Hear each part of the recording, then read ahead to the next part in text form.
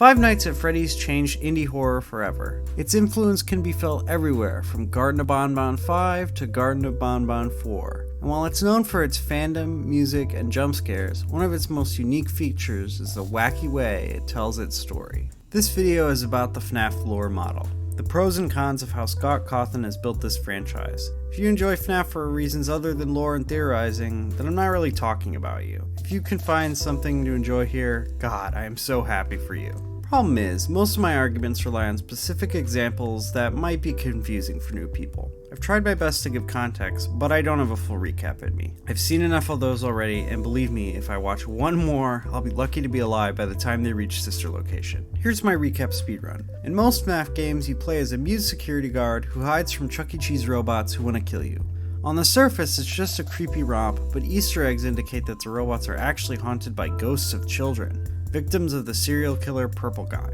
Over the years, this story will get much more complicated, but it will stay out of focus, needing to be put together by theorists.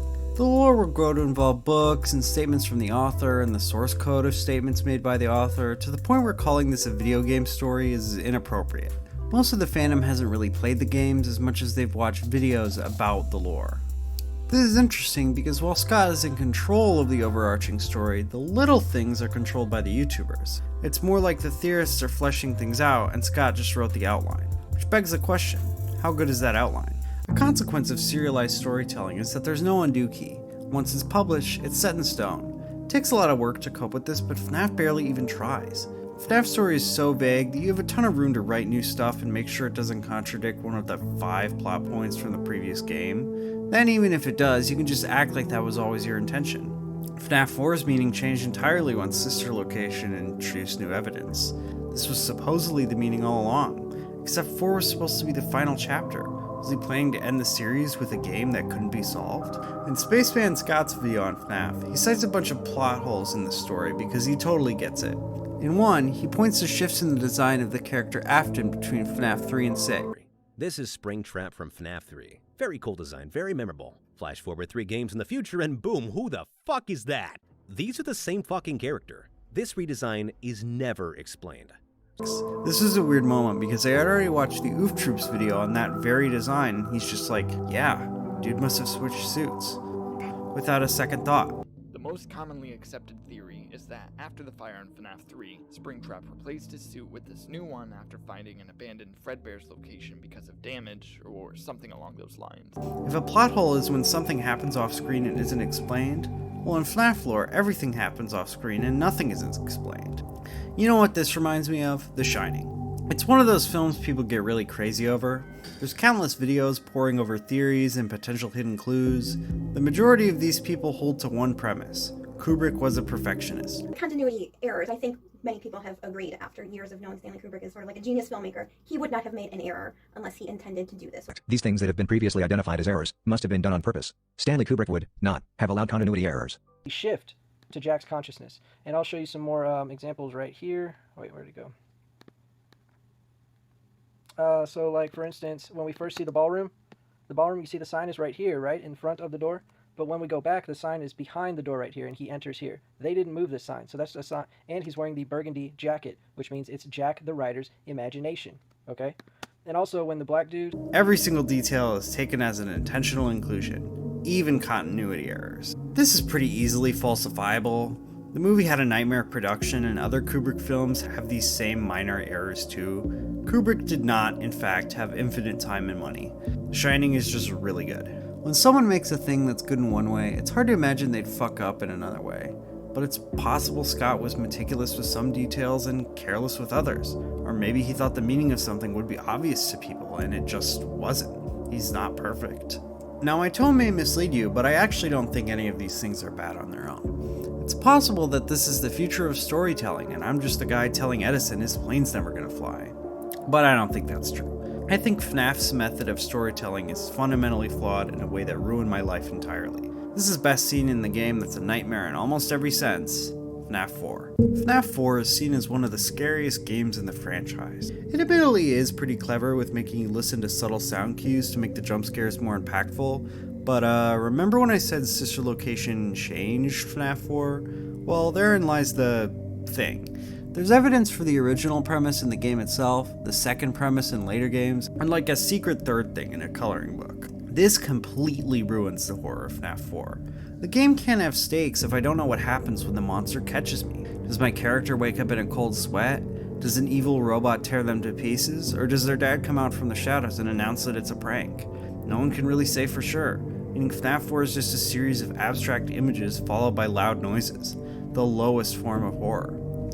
It's poetic that the best gameplay of the series is mixed with the very worst of the story, and that's what they were probably trying to fix with this new confirmation that FNAF 4 is an experiment, which is why some of you might have objected earlier when I said FNAF 4 has no plot. Well, I'd say a thing happening in a non-canon book that resembles another thing is hardly a confirmation, and that the people on the subreddit still can't agree with this is confirming. Hey, maybe FNAF 4 is actually a nightmare about an experiment. This might suggest that FNAF lore is just unfixable. When you contradict yourself enough times, people aren't going to believe you even when you're genuine. It's the boy who cried Nightmare Foxy. Another huge issue with the model is how it handles characters. You might be able to get a basic plot or even some themes from a story this minimal, you can't get around character. What does anyone know about William Afton other than that he's a serial killer?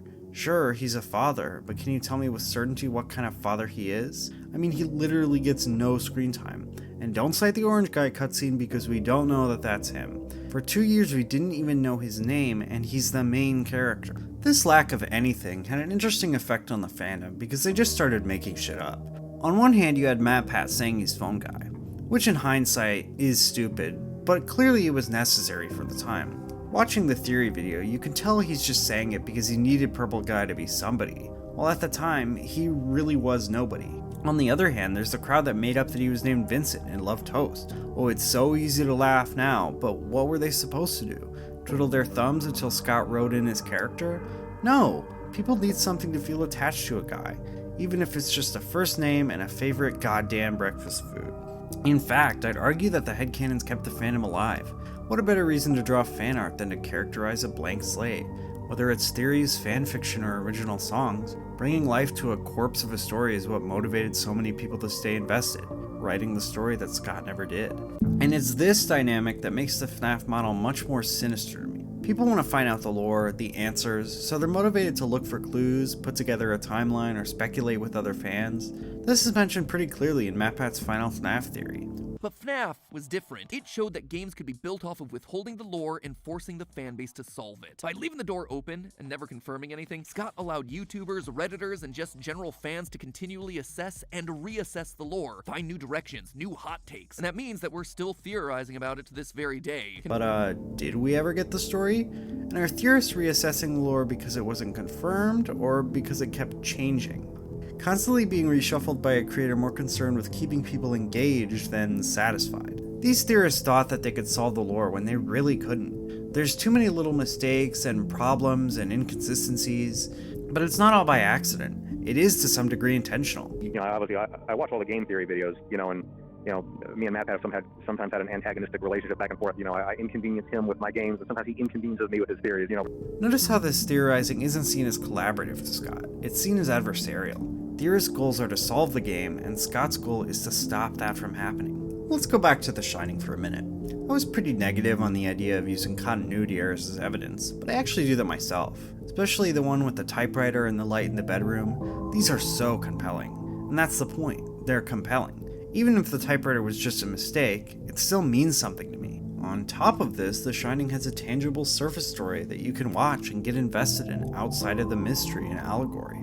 But there's still enough there to tease you into thinking up your own interpretations. While there is an unknowable nature to the horror of the film, allowing each viewer's mind to fill in the kind of thing that will scare or interest them most, there's still a tangible threat and stakes, which makes the tense scenes feel tense. It does this rather than having no story and needing to have a YouTuber find it for you.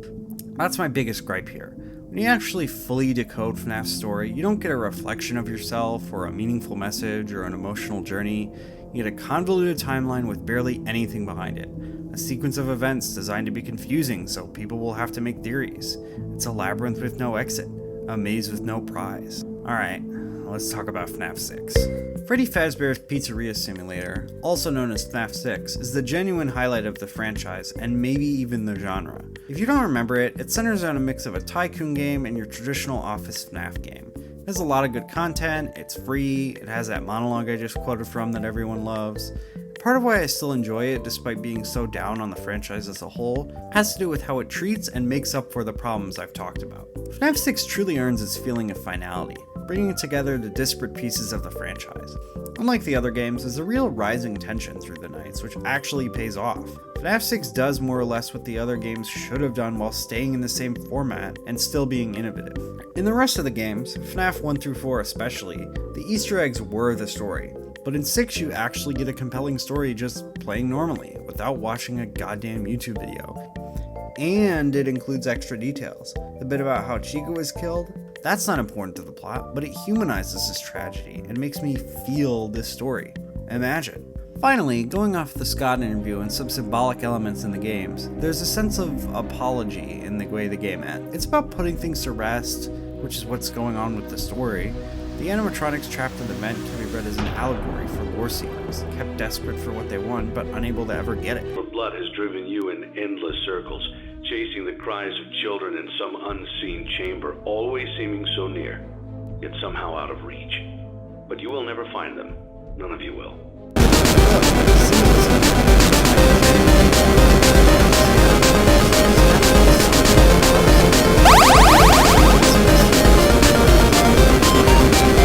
Here at Fazbear Entertainment, we value fun, family, and food.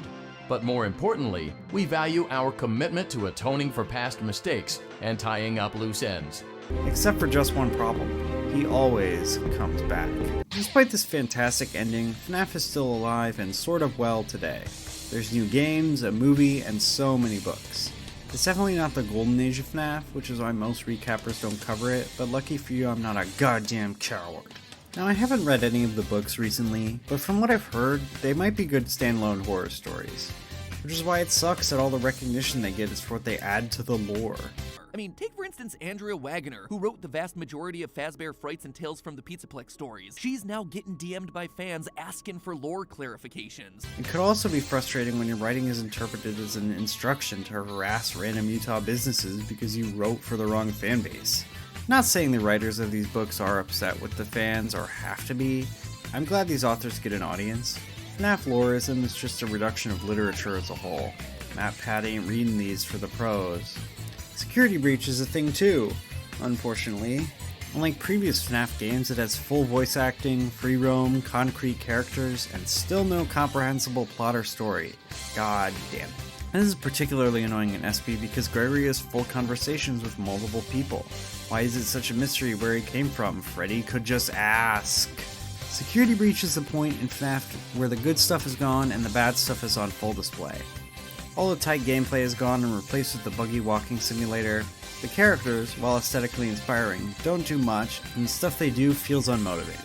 Because Scott didn't work on the game and it can't hide behind his supposed genius, the mystery is seen as what it always was, the lack of a story. Steel Bowl does deserve some blame for the state of everything, but I'm not letting the guy who built the entire framework that they copied off the hook, like most people have. In his Fnaf theory, titled The Origin of Evil, MapPat speculates that William Afton might have had some motivations behind the killing of his first victim. Set up William as more than just an evil purple guy. This flow of events actually gives him a reason to want to kill, a motive.